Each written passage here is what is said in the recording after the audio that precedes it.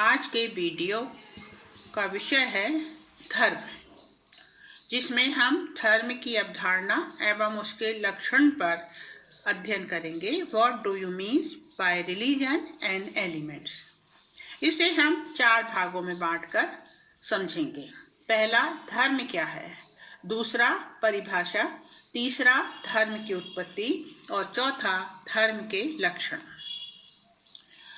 साधारण भाषा में धर्म का अर्थ होता है धारण करना। प्रश्न उठता है, क्या धारण करना। इसका उत्तर प्रत्येक व्यक्ति की दृष्टि में अलग अलग हो सकता है, क्योंकि ये एक व्यक्तिगत विचार है। साधारण रूप से धर्म का अर्थ परमात्मा के अस्तित्व में विश्वास या अपनी जिम्मेदारियों को पूरा करना है, चाहे वे पारिवारिक हों, राजनीतिक हों या सामाजिक हों। धर्म शब्द जो है वो संस्कृत के घिरी शब्द से बना है, जिसका अर्थ होता है धारण करना, टू होल्ड या टुगेदर। अब प्रश्न है, क्या धारण करना, अर्थात मनुष्य को क्या धारण करना चाहिए। मनुष्य को ऐसे आचरणों को अपने जीवन में समाहित करना चाहिए, जैसे सत्य, क्षमा, विद्या, दान, दया, जिन्हें हम समाजशास्त्रीय भाषा में संगठनात्मक प्रक्रिया कहते हैं, ताकि समाज और व्यक्ति दोनों को सुरक्षा प्राप्त हो सके। प्रत्येक व्यक्ति के जीवन का लक्ष्य होता है कि सांसारिक जीवन ही नहीं, बल्कि एक ऐसे जीवन को प्राप्त करना जिसका संबंध केवल काल्पनिक होता है, जिसे हम पारलौकिक या भावनात्मक जीवन भी कह सकते हैं। धर्म इस पारलौकिक जीवन से संबंधित संस्था का ही नाम है।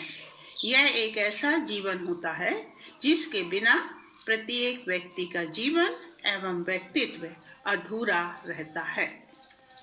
परिभाषा। धर्म एक अत्यंत व्यापक अवधारणा है। इसे किसी परिभाषा से स्पष्ट नहीं किया जा सकता है, किंतु अध्ययन की दृष्टि से समाजशास्त्रियों ने धर्म को परिभाषित किया है। फ्रेजर के अनुसार धर्म से मेरा तात्पर्य मनुष्य से श्रेष्ठ उन शक्तियों की संतुष्टि अथवा आराधना करना है, जिनके बारे में व्यक्तियों का यह विश्वास है कि वे प्रकृति और मानव जीवन को नियंत्रित करती हैं तथा उनको निर्देश देती हैं। According to Fraser, by religion, I understand a propitiation or conciliation of powers superior to man, which are believed to direct and control the course of nature and of human life. Grover ने धर्म की परिभाषा देते हुए लिखा है, धर्म सांस्कृतिक जीवन से संबंधित व्यवहार का प्रतिमान है, जिसका निर्माण पवित्र विश्वासों से संबंधित विचार तथा इन्हें व्यक्त करने वाले आचरणों से होता है। Religion is a way of life, a system of beliefs and being. तो इस प्रकार से धर्म की परिभाषा देते हुए समाजशास्त्रियों ने स्पष्ट किया है कि धर्म एक अलौकिक और काल्पनिक सत्ता पर विश्वास है। अब प्रश्न उठता है कि धर्म की उत्पत्ति क्यों हुई। इसका उत्तर देते हुए समाजशास्त्री कहते हैं कि व्यक्ति के जीवन का लक्ष्य क्या है। ह्यूमन पर्पस ऑफ लाइफ, जिसे हम एक शब्द में कह सकते हैं सुरक्षित जीवन। आदिम समाज में मानव हमेशा प्रकृति या इंद्रग्राम संसार के अतिरिक्त एक अदृश्य शक्ति से भयभीत रहता था। उसका विश्वास था कि कोई शक्ति है जो सर्वशक्तिमान है और वही इस संसार को चलाती है। यदि वह इस शक्ति से संबंध स्थापित कर ले तो वह सुरक्षित रह सकता है। इस शक्ति से संबंधों की व्यवस्था ही धर्म है। यह शक्ति लौकिक, पारलौकिक एवं आध्यात्मिक शक्ति के नाम से जानी जाती है। अतः धर्म आध्यात्मिक शक्ति पर विश्वास का ही नाम है। Religion is the beliefs in supernatural beings। तो इस तरह हम देखते हैं कि धर्म जो है वो व्यक्ति ने धर्म को अपने जीवन को सुरक्षित रखने के लिए एक अलौकिक शक्ति के सामने अपने को नतमस्तक किया और यही धर्म कहलाता है। धर्म की परिभाषा जो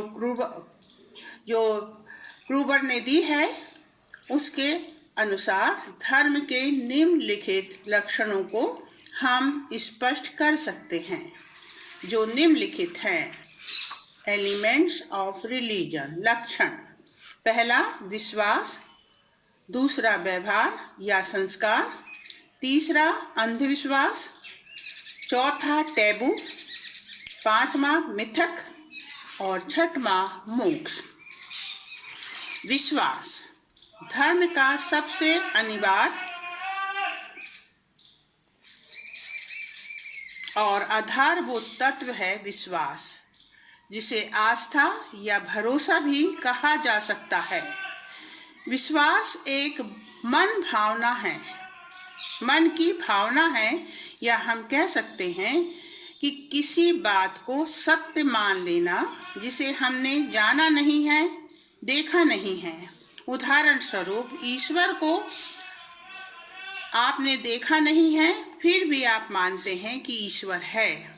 लोगों ने कहा गंगा पवित्र है, गाय पवित्र है, हमने मान लिया।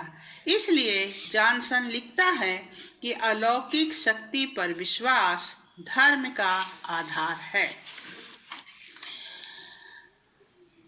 दूसरा व्यवहार, रिचुअल का अर्थ होता है अनुष्ठान, धार्मिक क्रिया करना, एन एक्शन, सेरेमनी। इस तरह अलौकिक शक्ति के प्रति अपने विश्वास एवं उसको खुश करने के लिए जो क्रिया मानव के द्वारा प्रकट रूप में की जाती है उसे क्रियात्मक व्यवहार के द्वारा पूरा किया जाता है। जैसा कि दुखिम के अनुसार धर्म के अंतर्गत सीक्रेट बिलीव, पवित्र विश्वास तथा दूषित विश्वास, प्रोफान विश्वास को माना गया है। प्रत्येक पवित्र विश्वास धर्म से संबंधित है, इसलिए पवित्रता का संबंध धर्म से माना जाता है। मंदिर, मस्जिद, चर्च में हम स्नान कर प्रवेश करते हैं और मंत्र, ईश्वर को किस प्रकार से दंडवत करना है, व्रत का किस प्रकार से पालन करना है, ये सब धर्म के अंतर्गत निर्धारित हैं। मंदिर में जाते समय किस प्रकार के वस्त्र धारण करना है, ये भी धर्म के द्वारा ही निर्धारित होते हैं। ईसाई समाज का मुख्य संस्कार पवित्र रोटी को ग्रहण करना माना जाता है। इसके संबंध में भी निर्धारित व्यवहार प्रतिमानों का पालन करना नैतिक कर्तव्य माना जाता है। तो धर्म जो है उसके अंतर्गत जो भी क्रियाएं समाज द्वारा निर्धारित हैं, जब उनको पूरा किया जाता है तो उसे रिचुअल या कर्म कांड कहते हैं। Next, taboo.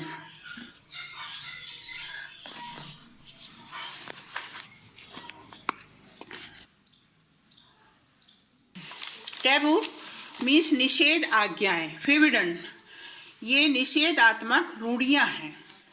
रेडक्लिफ ब्राउन के अनुसार समाज को व्यवस्थित रखने के लिए कुछ बातों का करना और कुछ बातों को ना करना आवश्यक होता है। इसी दृष्टि से निषेध आज्ञाओं का प्रचलन हुआ है। प्रत्येक धर्म में सामाजिक व्यवस्था को व्यवस्थित बनाए रखने के लिए कुछ नीतियां मीन्स प्रिंसिपल बनाए गए हैं। जैसे मनुस्मृति में 10 आर्डर्स, ईसाई समाज में 10 आज्ञाएं, बौद्ध धर्म के अंतर्गत 8 आदर्श स्पष्ट किए गए हैं। ये ऐसे विश्वास हैं जिनके आधार पर ये माना जाता है कि समाज को व्यवस्थित करने के लिए प्रत्येक व्यक्ति को कुछ निश्चित कर्तव्यों को पूरा करना चाहिए और कुछ कार्यों से उसे बचना चाहिए। टैबू ए सोशल और रिलीजियस कस्टम प्रोहिबिटिंग और रिस्ट्रिक्टिंग ए पर्टिकुलर प्रैक्टिस और forbiddenly association with particular। 4. अंधविश्वास, सुपरस्टिशन। अंधविश्वास का अर्थ होता है आंख मूंझकर विश्वास कर लेना या बिना जाने समझे विश्वास करना। इसे अंग्रेजी में ब्लाइंड फेथ भी कहा जाता है, जो परंपरा रूप से हमारे पूर्वजों से हमारे तक पहुंचते हैं। उदाहरण स्वरूप बिल्ली का रास्ता काटना अशुभ माना जाता है। दूसरा उदाहरण, सूर्यास्त के बाद घर में झाड़ू नहीं लगाना। तीसरा, कुछ विशेष समय में महिलाओं का रसोई में और किचन में जाना निषेध माना जाता है। ए belief that cannot be explained by reason और साइंस, फिर भी हम इनका पालन करते हैं। अभी अभी न्यूज़पेपर में एक न्यूज आई थी कि केरल के प्राचीन मंदिर पद्मानाभकर स्वामी की संपत्ति रहस्यमय अनिष्ट की आकांक्षा से 7वें तहखाने में बंद है और यह माना जाता है कि इस तहखाने में सोने का खजाना छिपा हुआ है, परंतु यदि इस तहखाने को खोला गया तो मंदिर की पवित्रता प्रभावित होगी।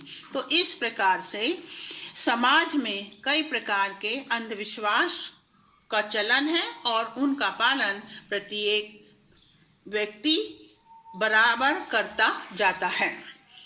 5वां जो है मिथ, या जिसे हम मिथक भी कहते हैं। ये काल्पनिक कहानियाँ होती हैं। A story from past times specially and about gods and man of courage. Myth often explain natural और हिस्टोरिकल इवेंट्स। प्रत्येक धर्म में इस प्रकार की कहानियाँ और कथाएं हमें देखने को मिलती हैं, जिन्हें कब लिखा गया, किसके द्वारा लिखा गया, इसका कोई विश्वसनीय तथ्य नहीं होता है, परंतु आदिकाल से लेकर वर्तमान काल तक लंबी यात्रा पूरी करती हुई ये कथाएं हमारे पूर्वजों से हमारे तक पहुंची हैं और बिना तर्क के हम इस पर विश्वास कर लेते हैं। अधिकांशतया ये कथाएं, ये कहानियाँ देवताओं से संबंधित होती हैं। इसलिए इन किसी भी संस्कृति को जानने के लिए मिथक एक महत्वपूर्ण तथ्य होते हैं। मिथक में जो भावनाएं होती हैं वो सामूहिक अचेतन मन से जुड़ी हुई होती हैं। 6वां पॉइंट, मोक्ष, सेल्वेशन। मोक्ष का अर्थ होता है विमोक्ष, विमुक्ति। मोक्ष शब्द संस्कृत शब्द म्यूक से लिया गया है, जिसका अर्थ होता है संसार में लौटकर फिर नहीं आना। ऐसा हिंदू दर्शन के अनुसार माना जाता है कि काम और अर्थ व्यक्ति के जीवन के लिए महत्वपूर्ण है, परंतु व्यक्ति को इसमें जकड़े नहीं रहना चाहिए। उसे संसारिक सुख प्राप्ति के साथ साथ आध्यात्मिक उन्नति के लिए भी प्रयत्न करना चाहिए। यह तभी संभव है जब मनुष्य आत्मज्ञान प्राप्ति के लिए ईश्वर चिंतन में समय व्यतीत करे। बाह्य सुख दुख की आशा न कर अंतरकरण से सुख प्राप्त करना ही मोक्ष माना गया है। मोक्ष को ब्रह्म की अनुभूति और परम आनंद माना जाता है। प्रत्येक व्यक्ति जो इस संसार में जन्म लिया है उसके जीवन का अंतिम लक्ष्य मोक्ष प्राप्ति ही होता है। प्रत्येक धर्म में इसको अलग अलग नाम से पुकारा जाता है, किंतु व्यक्ति का अंतिम लक्ष्य ब्रह्म को प्राप्त करना ही है। अब यदि आपको मेरा वीडियो अच्छा लगे तो आप उसे लाइक कीजिए, शेयर कीजिए, सब्सक्राइब कीजिए और कमेंट्स कीजिए, ताकि चैनल को आपके इस छोटे से कार्य से काफ़ी मदद मिल सके।